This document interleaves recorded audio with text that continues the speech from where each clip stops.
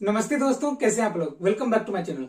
दोस्तों, रिसेंटली एक क्लाइंट मेरे पास आए। उन्होंने बोला कि मेरा एक चेक रिटर्न हो गया है और क्लाइंट ने इनके ऊपर केस कर दिया है। तो अब उनके पास क्या रेमेडी अवेलेबल है। तो दोस्तों, आज का टॉपिक इसी पे होने वाला है कि चेक रिटर्न के अगेंस्ट में आप कब केस कर सकते हैं, कब वो क्रिमिनल केस होगा, कब आप डिमांड रेज कर सकते हैं, कितनी टाइम पीरियड चाहिए, कहां पे कंप्लेन कर सकते हैं, कंप्लेन करने के लिए क्या क्या पेपर चाहिए। तो आइए दोस्तों शुरू करते हैं।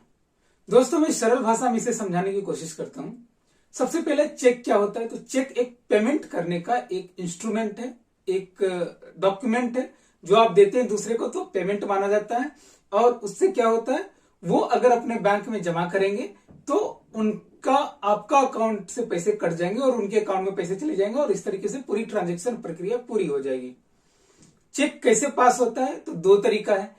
एक तो अगर मान लीजिए सेम बैंक का रहा तो इमीडिएटली उसको ट्रांसफर बोलते हैं, मतलब एक खाते से अपने ही एक बैंक के एक खाते से दूसरे खाते में ट्रांसफर कर देना। दूसरा होता है क्लियरिंग के चेक। क्लियरिंग मतलब मान लीजिए कि मैंने यूनियन बैंक का चेक दिया है किसी एक पर्सन को जिसका account state bank of India में है, तो वो स्टेट बैंक ऑफ इंडिया में डिपॉजिट करेगा। वहां से चेक यूनियन बैंक के पास क्लियर होने के लिए आएगी सीटीएस के फॉर्म में, मतलब इमेज के फॉर्म में, और उसके बाद वो चेक पास या डिजोनर होगा। आगे बढ़ने से पहले कुछ टर्म जान लेते हैं। ड्रॉअर, ड्रॉअर कौन होता है? जिसने चेक को इश्यू किया, जिसने बनाया है, वो हो गया ड्रॉअर। ड्रॉई कौन हुआ या पेई कौन हुआ, मैं ज्यादा टेक्निकलिटी में नहीं जाता, मैं पेई बताता हूं। ड्रॉई और पेई अगर मैं एक मान लू तो जिनको आपने चेक दिया है वो हो गए ड्रॉई या पेई, मतलब जिनको आपको पे करना है। बैंक हो गई, इसमें दो बैंक इन्वॉल्व होगी अगर क्लियरिंग के चेक हैं तो।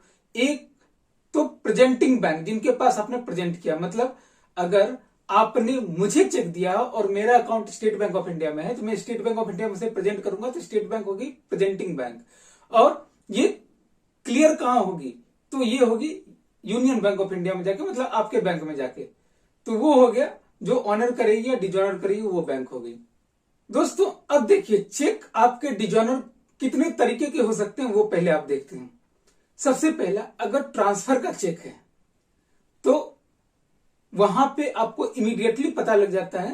ट्रांसफर मतलब आपने जो चेक इशू किया, इसे मैंने अगर यूनियन बैंक ऑफ इंडिया का चेक दिया है और जिनको चेक दिया है उनका भी account union bank of India में हो और यूनियन बैंक के किसी भी ब्रांच में हो, वो दूसरी ब्रांच में जाके वो चेक प्रेजेंट करते हैं, तो वहां अगर चेक डिजॉनर होता है तो वो तो तुरंत पता आपको चली जाती है कि क्यों डिजॉनर हुआ है, क्योंकि वहां पे ट्रांसफर में ज्यादा से ज्यादा 5 मिनट का टाइम लगता है। चेक क्लियरिंग में मोस्टली 1 से 2 डेज का टाइम लगता है। ये बात तो हर किसी को मालूम होगी। तो अब देखते हैं कि चेक किन किन वजहों से रिटर्न होता है। सबसे पहला और सबसे मोस्ट इंपोर्टेंट, आपके फंड अकाउंट में फंड नहीं है, फंड इनसफिशियंसी की वजह से रिटर्न हो गया, पहली चीज। बट यही एक रीजन नहीं है चेक रिटर्न होने के। चेक रिटर्न होने के और भी कई कारण हो सकते हैं। जैसे अगर आपने पोस्ट डेटेड चेक आज की डेट में दे दिया तो भी रिटर्न हो जाएगा। आपने जो अमाउंट लिखा है, या फिर जो अमाउंट आपको पता है, दो टाइप से लिखा जाता है। एक तो डिजिट में लिखते हैं, जैसे 1000 का हम कर रहे हैं तो 1000 नंबर में मैंने लिख दिया, और एक 1000 वर्ड में लिखूंगा। तो आपके जो अमाउंट जो आपने लिखे हैं दोनों वर्ड में और नंबर में दोनों डिफर कर रहे हैं। जैसे मान लीजिए मैंने लिखा 1024.50 और मैंने वर्ड में लिखा 1224 ओनली, तो वो 50 पैसे छूट गए, तो ये भी रिटर्न हो जाएगी। ओवर राइटिंग है तो भी रिटर्न हो जाएगी।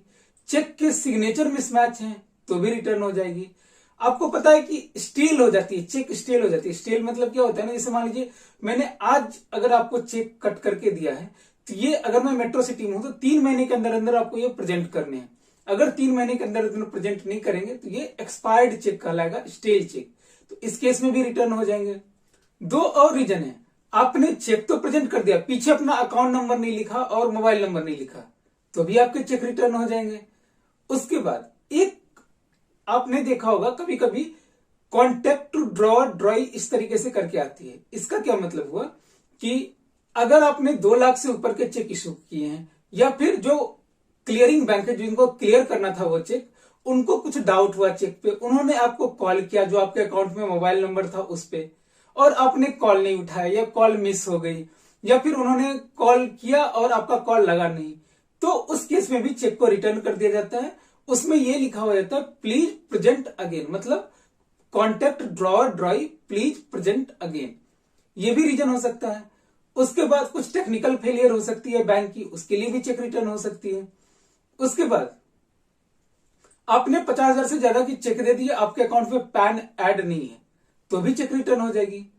तो अब इतने सारे चेक रिटर्न के प्रकार हैं, तो क्या हर किसी प्रकार में क्या आपके ऊपर में क्रिमिनल केस हो सकती है? तो इसका आंसर है नहीं।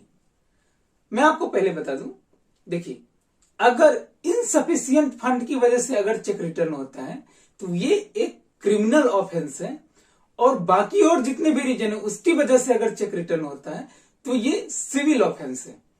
और इसका दूसरे तरीके से ऐसे मैं बताऊं कि अगर इनसफिशियंट फंड की वजह से अगर आपका चेक रिटर्न हो रहा है तो आपको अंडर सेक्शन 138 क्रिमिनल केस आपके ऊपर किया जाएगा, 138 ऑफ निगोशिएबल इंस्ट्रूमेंट एक्ट, और इसके अंदर आपकी सजा है मैक्सिमम 2 इयर्स और 2 गुना जितना आपने चेक इश्यू किया है उतने की फाइन, या दोनों, ये जैसा जज डिसाइड करेंगे उस पे होगा।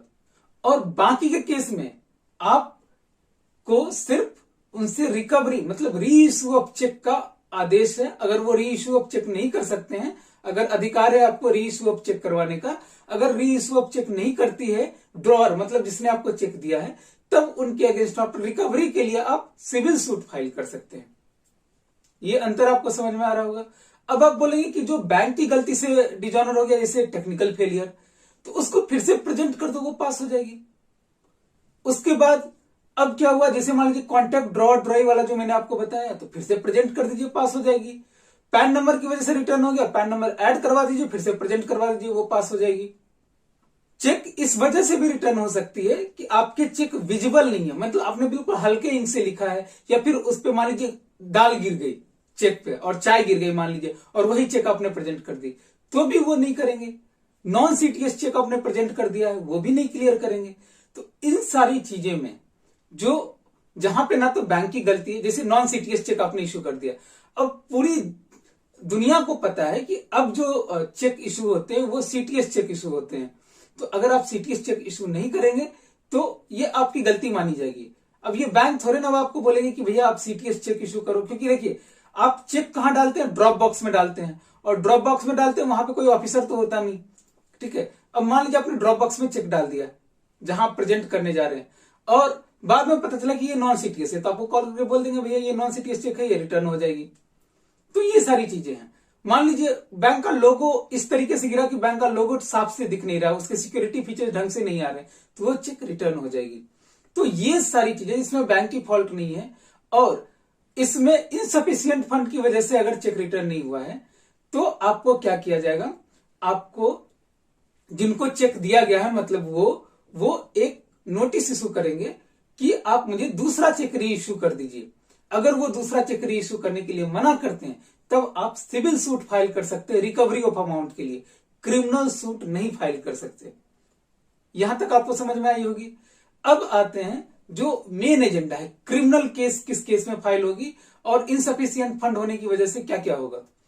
मान लीजिए इनसफिशियंट फंड आपके अकाउंट में हो गया, इससे पहले मैं एक और क्वेश्चन का आंसर दे दूं। मान लीजिए अगर आपका इनसफिशियंट फंड की वजह से चेक रिटर्न हो गया, आप कॉल करते हो भैया आपके चेक रिटर्न हो गए, वो बोलते फिर से डाल दो भैया, ठीक है उस दिन पैसे नहीं थे, आप फिर से डाल दिए, फिर से रिटर्न हो गए। उन्होंने बोला अच्छा गलती हो गई, इस बार लास्ट टाइम डाल दो, फिर से डाला, फिर से रिटर्न हो गई, तो क्या आपका राइट जो है केस करने का वो कम हो जाएगा?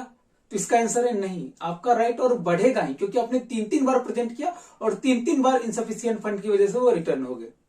तो अब जिनको चेक इशू किया गया मतलब ड्रॉई पेई को क्या राइट है, वो क्या करेगी? आपको पता होना चाहिए जब चेक रिटर्न होती है तो एक रिटर्न मेमो देती है बैंक। अब चाहे अगर ट्रांसफर का केस होगा तो बैंक से आप लिखवा के ले लेंगे कि किस वजह से इनसफिशियंट फंड की वजह से रिटर्न हो रहा है या किस वजह से रिटर्न हो रहा है, वो बैंक वाले लिख के दे देंगे आपको। और क्लियरिंग के चेक में तो एक प्रिंटेड एक जो रिटर्न मेमो होती है वो लिख के आती है, उसमें आपके चेक नंबर होते हैं, डेट होते हैं, सारी डिटेल्स होती है, और उसमें रीजन लिखा होता है कि cheque return due to insufficient fund.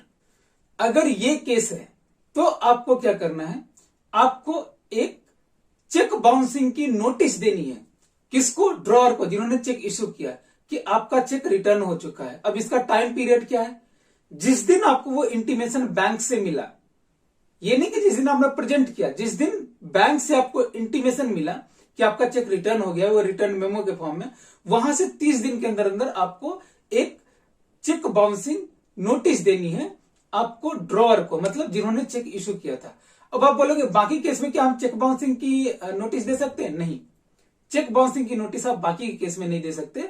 बाकी का केस जो रिटर्न के केस है उसके केस में नहीं दे सकते। वहां पे क्या करेंगे, आप उनको एक नोटिस इशू करेंगे कि आप चेक री इशू कर दो, या हमने क्या नोटिस दिया? चेक बाउंसिंग की नोटिस दी। अब ये 15 दिन का उसमें आप टाइम देंगे कि 15 दिन के अंदर अंदर आप या तो ये अमाउंट एनईएफटी आरटीजीएस जो कर दो, नया चेक इशू कर दो, जो भी कर दो, ये पे कर दो। मान लीजिए उन्होंने नहीं पे कर पाया, तो अब क्या करना है आपको? तो आपको जिस दिन वो 15 दिन खत्म हो जाती है, वहां से 30 दिन के अंदर अंदर आपको क्रिमिनल केस करनी है 138 ऑफ निगोशिएबल इंस्ट्रूमेंट एक्ट के अंदर मेट्रोपॉलिटन जज को।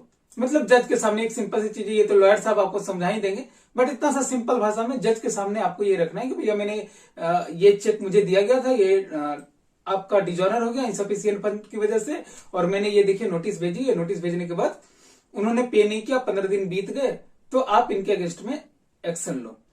तो आपको कौन कौन से डॉक्यूमेंट लगाने पड़ेंगे? सबसे पहली चीज, आपको वो चेक की ओरिजिनल कॉपी, रिटर्न मेमो, उसके बाद आपने जो नोटिस दिया था उस नोटिस की कॉपी, प्लस नोटिस सर्विस हुई थी उसका प्रूफ। अब ये बहुत ही जरूरी है, क्योंकि आपको हैंड से वहां जाके नहीं दे देना। अगर मान लीजिए आपने हैंड से दिया तो उनसे रिसीविंग लीजिए कि आज हमने रिसीव किया है, या अगर आप रजिस्टर्ड पोस्ट से भेज रहे हैं तो एक्नॉलेज्ड रजिस्टर्ड पोस्ट होनी चाहिए, वो रजिस्टर्ड पोस्ट उनके पास पहुंचनी चाहिए, उनकी डिलीवरी रिसीप्ट आपके पास होनी चाहिए। तो सर्विसिंग ऑफ नोटिस पे थोड़ा सा ध्यान देना है कि सर्विसिंग उनके पास एक्चुअली में हो जाए। आपके पास जितने मोड है सबके थ्रू आप सर्विस कर दीजिए, आप ईमेल के थ्रू, व्हाट्सएप, सबके थ्रू आप नोटिस उनको दे दीजिए और उनसे रिसीविंग लेके रख लीजिए। तो वो जो सर्विस की नोटिस है वो आपको देनी पड़ेगी। और एक सबसे महत्वपूर्ण बात कि आपको ये प्रूव करना पड़ेगा कि वो जो आपके ड्रॉअर हैं वो आपको पे करने के लिए लायबल थे। अब इसका मतलब क्या हुआ? मान लीजिए कि आजकल बहुत सारी संस्थाएं होती हैं जो इलाज के लिए पैसे मांगती हैं, आपने उसके लिए डोनेशन के लिए एक चेक इशू कर दिया, वो चेक रिटर्न हो गया, तो क्या वो डोनेशन वाले आप पे केस कर सकते हैं? नहीं कर सकते। आपने किसी को गिफ्ट किया, मान लीजिए हमने 10,000 रुपए अपने फ्रेंड को गिफ्ट कर दिए, तो क्या वो चेक डिजॉनर हो गया तो आपके फ्रेंड आपके ऊपर केस कर सकते हैं? नहीं कर सकते। लीगल बाइंडिंग होनी चाहिए कि जो चेक इश्यू करने वाला है उसको पे करना है। मतलब अगर आपने ये प्रूव कर दिया कि सर मैंने इनको सामान बेचा था, ये देखिए सामान की रसीद है, ये देखिए इनको मैंने इनवॉइस रेज किया था, ये डिलीवरी नोट है, और वहां से पेमेंट नहीं आई है, तब आप लायबल है। आप बैंक है मान लीजिए, आप ये बोल सकते हैं कि सर ये देखिए ये हमारा लोन एग्रीमेंट है, इनको ईएमआई टाइम पे देनी थी, ईएमआई नहीं आई, चेक इनका इनसफिशिएंट फंड की वजह से रिटर्न हो गया, तब आप केस कर सकते हैं। मतलब लीगल बाउंडेशन होनी चाहिए कि सामने वाला आपको पे करे। ऐसा नहीं कि फ्री में अगर वो कुछ दे रहा हो और वो चेक रिटर्न हो गया तो आप केस कर देंगे। तो ये बात समझ में, ये सारे डॉक्यूमेंट लेके आप जज के पास जाएंगे, और जज अगर देखेगा कि सच में इनका ये सारा कुछ सही है और पेमेंट नहीं हुआ है, तो वो समन इशू करेगा ड्रॉअर को, मतलब जिसने चेक इशू किया है। अब वो आएंगे, अब दोनों अपना अपना पक्ष रखेंगे। पक्ष रखने के बाद अगर जो ड्रॉई है, मतलब जिनको चेक इशू किया गया था, वो अगर सही है तो सेंटेंस डिक्लेयर किया जाएगा, चाहे वो अप टू 2 years का प्रिजन हो, या 2 गुना जितना अमाउंट का चेक था उसका 2 गुना का अमाउंट हो, या इससे कम भी हो सकता है, या दोनों। जैसा भी जज को अच्छा लगेगा वो कर देगी। ठीक है, तो ये हो गई पूरी प्रोसीजर। तो ये डरने की जरूरत नहीं है कि बिल्कुल भी अगर मेरा चेक रिटर्न हो गया इनसफिशिएंट फंड की वजह से तो मुझे इमीडिएटली जेल हो रही है। जेल तो बहुत हार्श केस में होगी ना। आपको 15 दिन के अंदर अंदर अभी भी टाइम पे कर दो। अगर आप चेक आपको मिली है, मतलब आप पे ही हो, तो आपको क्या करना है, आपको इसी प्रोसीजर के अंदर आपको अपनी रिकवरी इनिशिएट करनी है। अगर मान लीजिए उनके पास कोई भी पैसा नहीं बचा तो आप फाइल कर सकते हैं कि इनको इंसॉल्वेंट घोषित कर दो, तो जज वो भी करेगी। खैर ये सब तो बहुत बात की चीज होगी। मेरे ख्याल से ये पूरी की पूरी आपको बात समझ में आई है कि चेक रिटर्न के केस में क्या क्या हो सकता है। आप ये ध्यान रखना, अगर इनसफिशियंट फंड की वजह से चेक रिटर्न हुआ है तभी ये क्रिमिनल ऑफेंस है, अदरवाइज आप क्रिमिनल केस नहीं कर सकते। अब एक महत्वपूर्ण सवाल कि मान लीजिए आपका इनसफिशियंट वजह से चेक तो रिटर्न हुआ, तो आप केस कहां करेंगे? तो देखिए कई सारी जगहों पे कर सकते हैं। उस जगह पे कर सकते हैं जहां पे चेक इश्यू हुआ था, उस जगह पे कर सकते हैं जहां पे चेक रिटर्न हुआ था, मतलब उसके जुरिस्डिक्शन के कोर्ट में। मान लीजिए मुंबई की पार्टी थी, मुंबई में चेक इश्यू हुआ था और दिल्ली में मैं पेमेंट के लिए गया था, तो मैं दिल्ली में भी कर सकता हूं, मुंबई में भी कर सकता हूं। मान लीजिए मेरा हेड ऑफिस तो दिल्ली है, बट मैंने सर्विस दी थी बेंगलोर से, तो पेमेंट बेंगलोर को होनी थी, तो बेंगलोर में भी कर सकते हैं। मान लीजिए कि मैं रास्ते में मुंबई से आ रहा था दिल्ली, और रास्ते में सूरत में उतर के किसी, मान लीजिए मेरा बैंक स्टेट बैंक है और जो मुझे चेक मिला था वो यूनियन बैंक का था, मैं स्टेट बैंक की सूरत की किसी ब्रांच में जमा कर दिया और वहीं से रिटर्न हो गया, तो मैं सूरत में भी इसे कर सकता हूं। इन सारी जगहों पे मैं अपने केस को फाइल कर सकता हूं मेट्रोपॉलिटन जज के सामने, जो जज होंगे जो क्रिमिनल केस देखेंगे।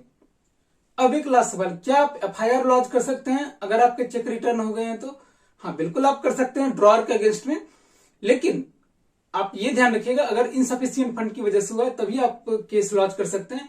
और ये किस सेक्शन के अंदर आप एफआईआर करेंगे? तो 420 एंड 406 ऑफ आईपीसी के तहत आप इसको एफआईआर लॉन्च कर सकते हैं। 420 आपको पता है कि जो ये चीटिंग का केस होता है वो 420 में आता है। तो आई होप ये सारी बात आपको समझ में आई हो। तो दोस्तों मिलते हैं फिर से आपसे एक नई वीडियो के साथ, तब तक के लिए मेरे तीसरा signing off. Thank you so much.